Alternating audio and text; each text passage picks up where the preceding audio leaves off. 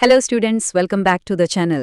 DCN पेपरला study करायला खूप कमी गॅप मिळाला आहे, मला माहिती आहे. एक्झामला फक्त 1 ते 2 दिवस उरले आहेत. पण टेन्शन घेऊ नका. हे एक्सप्लेनर सेशन DCNच्या टॉप 10 मोस्ट इम्पॉर्टंट 6 मार्क क्वेश्चन्सवर आहे, जे MSBTने वारंवार विचारले आहेत.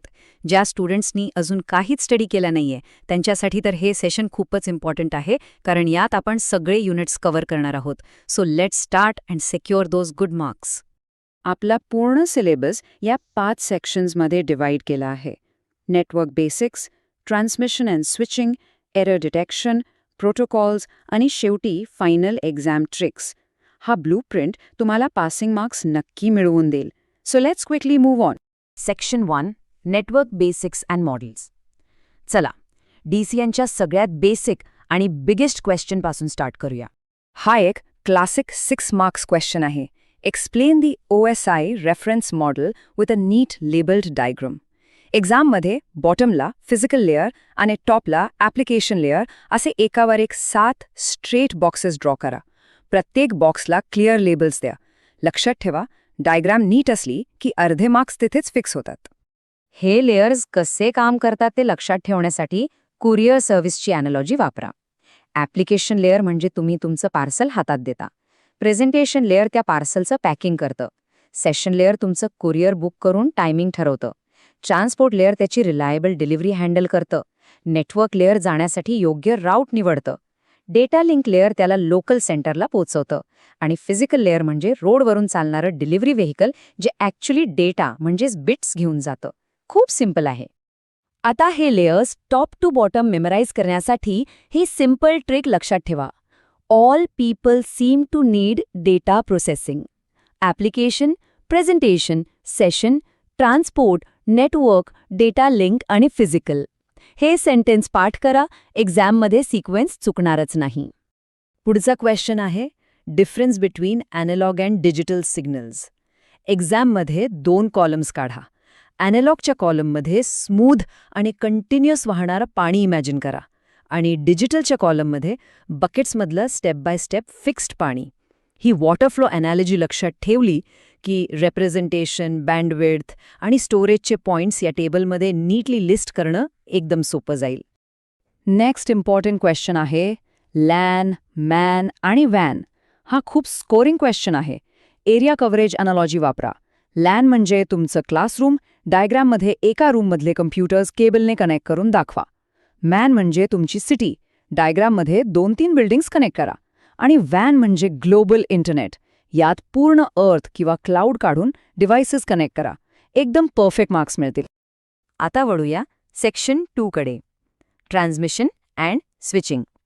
डेटा फिजिकली कसा ट्रॅव्हल करतो आणि स्विच होतो ते आपण यात बघणार आहोत. पुढचा question explain satellite communication system with a neat diagram. या क्वेश्चनसाठी students must sketch a big earth station dish antenna on the ground आणि अ सॅटेलाइट इन स्पेस. सगळ्यात महत्त्वाची गोष्ट म्हणजे वर जाणारा अपलिंक ॲरो आणि खाली येणारा डाऊनलिंक ॲरो क्लिअरली लेबल करणं. हे विसरायचं नाही. सॅटेलाइटला एका स्काय पोस्ट ऑफिससारखं समजा. पृथ्वीवरून सिग्नल आकाशात पाठवणं म्हणजे अपलिंक.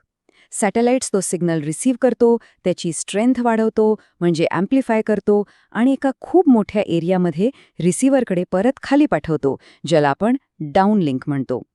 हे पॉइंट्स एक्झाममध्ये हायलाइट करून लिहा. Moving on. नेक्स्ट क्वेश्चन आहे explain 3 phases of connection oriented packet switching with sketch and state it's advantages and disadvantages. याचे 3 व्हेरी स्पेसिफिक फेजेस आहेत आणि त्याचा ब्लॉक डायग्राम स्केच एक्झाममध्ये ड्रॉ करणं कंपल्सरी आहे. इथे फोन कॉल ॲनालॉजी वापरा. पहिली फेज सेटअप फेज, जिथे तुम्ही नंबर डायल करता आणि पाथ एस्टॅब्लिश होतो. दुसरी डेटा ट्रान्सफर, जिथे तुम्ही टॉक करता आणि ॲक्च्युली पॅकेट सेंड होतात. आणि तिसरी टर्मिनेशन, जिथे तुम्ही फोन हँगअप करता. ॲडव्हान्टेज म्हणजे हा पाथ रिलायबल असतो आणि डिसएडव्हान्टेज म्हणजे कनेक्शन सेटअप करायला एक्स्ट्रा टाईम लागतो. नेक्स्ट क्वेश्चन आहे टाइम डिव्हिजन मल्टिप्लेक्सिंग म्हणजेच TDM. एकाच चॅनलला टाइम स्लॉट्समध्ये डिवाइड करून शेअर करणं. डायग्राममध्ये एक पाईप काढा आणि त्याचे छोटे टाइम ब्लॉक्स दाखवा. क्लासरूम टर्न सिस्टमची लक्षात ठेवा, जेथे प्रत्येक स्टुडंटला बोलायला एक फिक्स्ड टाइम स्लॉट मिळतो. याचे सिंक्रोनस आणि स्टॅटिस्टिकल टाइप्स एक्झाममध्ये नक्की एक्सप्लेन करा. Let's move to section 3 error detection and correction. Data ट्रान्समिशनमध्ये errors कसे डिटेक्ट करायचे ते पाहूया. हा खूप महत्त्वाचा क्वेश्चन आहे.